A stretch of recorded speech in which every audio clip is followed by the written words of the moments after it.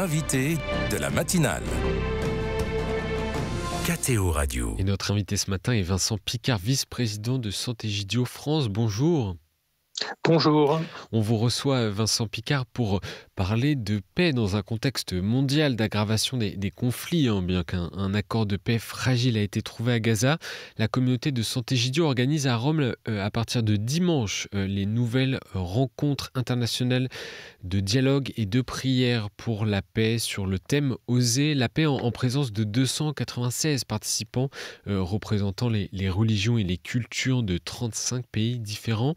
Alors Vincent Picard, parlez-nous en quelques mots de l'objectif de ces rencontres. Oui, c'est une rencontre qui a lieu chaque année depuis 39 ans. La première édition ayant été convoquée en fait par le pape Jean-Paul II à Assise. C'était le 27 octobre 1986, cette rencontre historique des religions pour une journée de prière pour la paix ensemble. Et suite à ça, la communauté de Santé Gydio s'est sentie la responsabilité et l'appel aussi, c'était un appel aussi du pape Jean-Paul II de poursuivre cet événement pour qu'il ne reste pas un moment isolé, mais qu'il devienne vraiment un courant de dialogue, de prière pour la paix et aussi d'amitié. Le mot amitié est très important, c'est les responsables religieux qui y participent. Vous avez dit 296, c'est très précis, mais se retrouvent d'année en année et forment un peu comme un peuple qui se connaît. Et qui, de cette manière-là aussi, en plus de la prière, par les liens d'amitié entre personnes d'horizons très différents, construisent la paix. Et pourquoi ce thème, Oser la paix ? Alors, pourquoi oser la paix aujourd'hui ? Parce qu'il y a un grand besoin de ne pas se résigner à la guerre. Or, on vit vraiment une époque très complexe pour la paix. Avec, on peut parler, Andrea Riccardi, le fondateur de Santé Gydio, a parlé d'une saison de la force, où vraiment il y a l'idée que la paix est la compagne de l'histoire de l'humanité. La guerre est la compagne, de l'histoire de l'humanité, que c'est inéluctable, qu'on ne peut pas faire autrement que de résoudre des conflits par la force, par l'armement. On parle beaucoup de réarmement par la guerre.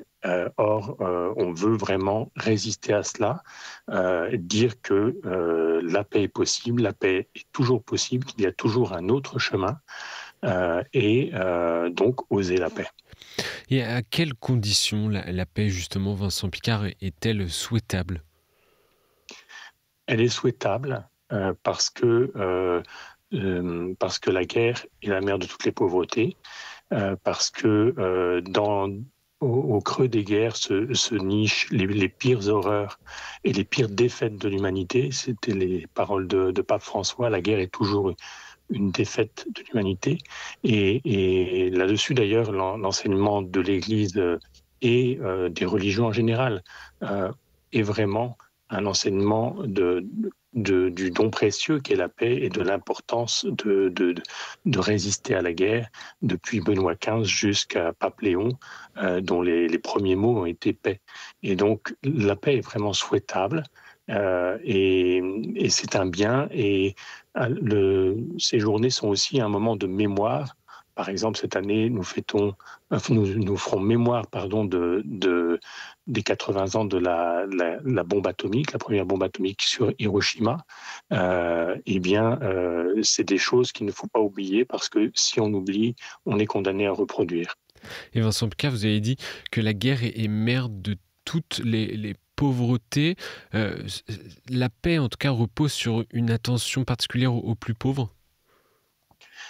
C'est un des chemins importants dont on peut témoigner, nous, communauté de Santé Gydio, parce que c'est vraiment ce qui fait notre vie depuis le début de la vie de la communauté en 1968 et depuis sa croissance dans 70 pays aujourd'hui, y compris des pays en guerre. Mais aussi au cœur de nos sociétés européennes, à Paris où nous vivons la vie de Sant'Egidio au quotidien, localement. C'est le service des pauvres, c'est le premier lieu où, d'une part, on voit les effets de la guerre, parce que, par exemple, à Paris, nous voyons les réfugiés, nous voyons les migrants qui fuient les guerres et qui nous racontent ce qu'ils ont vécu.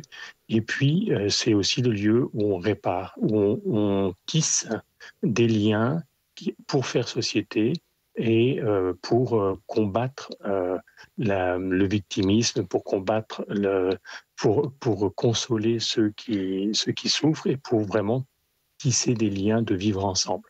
Et donc, le lien entre l'action locale et l'action globale est vraiment au cœur de notre vie. Avec le souhait de cette paix, mais je repose cette question à Vincent Picard, la paix est-elle souhaitable, mais à tout prix, y compris en négociant ou en acceptant des compromis avec les pires tyrans? C'est une question qui peut se poser, notamment actuellement. Là, peut-être il faut en effet réfléchir à ce qu'est la paix. La paix n'est jamais non plus quelque chose, un état un peu idéalisé où il n'y aurait plus de conflits, où tout irait bien. La paix, concrètement, c'est vivre ensemble. Si on prend l'exemple du continent européen où nous vivons en paix depuis le lendemain de la Seconde Guerre mondiale, où s'est construit une dynamique de vivre ensemble entre des ennemis qu'on pensait vraiment irréductibles, et je pense à la France et à l'Allemagne qui se sont fait tant de fois la guerre, et notamment deux guerres qui sont devenues mondiales. On a réussi à construire la paix, mais cette paix, elle est un combat permanent, elle est un combat pour le vivre ensemble, pour trouver des compromis, oui, pour se parler, pour dialoguer. On voit bien que nos enceintes, y compris démocratiques, ne sont pas toujours des lieux très, très calmes et très paisibles, mais ce sont des lieux où les conflits se règlent dans le champ politique et pas par les armes. Or, aujourd'hui, on voit cette saison de la force, on voit que la guerre est revenue, y compris sur le continent européen, avec la situation en Ukraine. Et ça, eh bien, il faut en effet ne pas y céder, le combattre à tout prix, le combattre avec la solidarité, d'abord avec ceux qui souffrent des conflits. C'est ce que nous faisons, par exemple, en aidant les populations civiles en Ukraine, dont on parle peu, mais qui souffrent atrocement de ces années de combat. Et puis, en préparant ainsi le futur, notamment en étant proche des jeunes, en leur parlant, en étant des témoins de ce qu'est la guerre auprès d'eux, parce que eux n'ont pas connu la guerre, les témoins vivants disparaissent, et là, il y a un gros travail pour construire la paix dans les cœurs. Et dans ce contexte, Vincent Picard, quel rôle ont à jouer les responsables religieux? Comment, en tout cas, le dialogue interreligieux peut-il contribuer à la paix? Là, c'est la grande intuition, en effet, de ces rencontres dans l'esprit d'Assise. Donc, je l'ai dit, en 1986, c'était un moment où on pensait que peut-être les religions allaient être remisées aux marges de l'histoire. Mais il y a eu l'intuition de ce pape, et puis ensuite de beaucoup d'hommes et de femmes pour que les religions se saisissent de cette question et disent combien la paix est au cœur de leur foi, combien tout simplement la paix est le nom de Dieu. Pour nous chrétiens, c'est particulièrement évident par les paroles de l'Évangile, par les paroles de Jésus ressuscité. Je vous donne la paix, je suis la paix, il donne la paix. Et donc ça, c'est un héritage que les religions peuvent porter au monde. On pourrait se dire, oui, c'est normal que les religions se parlent comme elles le font dans cet esprit d'Assise. Aujourd'hui, c'est une image qui est devenue familière, mais en 1986, ça ne l'était pas. Et on pourrait se demander, inversement, que serait le monde sans l'esprit d'Assise? Que serait le monde qui est déjà fortement déchiré, où souvent les religions sont instrumentalisées même pour faire la guerre? que serait le monde si les leaders religieux ne se parlaient pas et n'avaient pas développé cette amitié-là. Donc c'est un véritable témoignage et un véritable exemple. On a eu une mondialisation qui s'est répandue à travers tout le siècle passé et au début de ce siècle, et puis aujourd'hui, elle est remise en cause, il ne serait plus possible de vivre ensemble. Les religions montrent qu'il y a une mondialisation qui est possible et qui peut être aussi spirituelle. Et la prière, vous parlez de spirituel, la prière est au cœur de la vie de la communauté de Sant'Egidio. Pourquoi prier pour la paix ? Prier pour la paix, c'est d'abord faire nôtre le cri des peuples qui demandent cette paix. Le cri des hommes et des femmes et des enfants victimes de ces conflits et qui sont par millions les centaines de millions de réfugiés et de déplacés. Et c'est se faire proche et combattre l'indifférence dans nos propres cœurs. Et ensuite, c'est les porter dans la prière, c'est-à-dire alors demander que cette paix arrive, créer un courant d'amour et vraiment de rêve, j'allais dire, mais un rêve qui est réalité, qui est concret. La paix, c'est un don et on le demande. Et on fait cette prière pour la paix au niveau international. Il y aura un temps de prière pendant la rencontre auquel se joindra le pape Léon. Ce sera au Colisée. Ce sera un temps de prière de chaque confession religieuse dans sa propre tradition, à différents endroits autour du Colisée à Rome.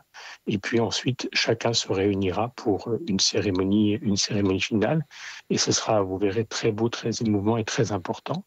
C'est un signe qu'on donne aussi, un témoignage qu'on donne au monde. Et puis on l'a fait aussi localement. Chaque mois, à Paris, on a la prière pour la paix le troisième lundi de chaque mois dans l'église Saint-Méry et partout où Sant'Egidio est présent dans le monde.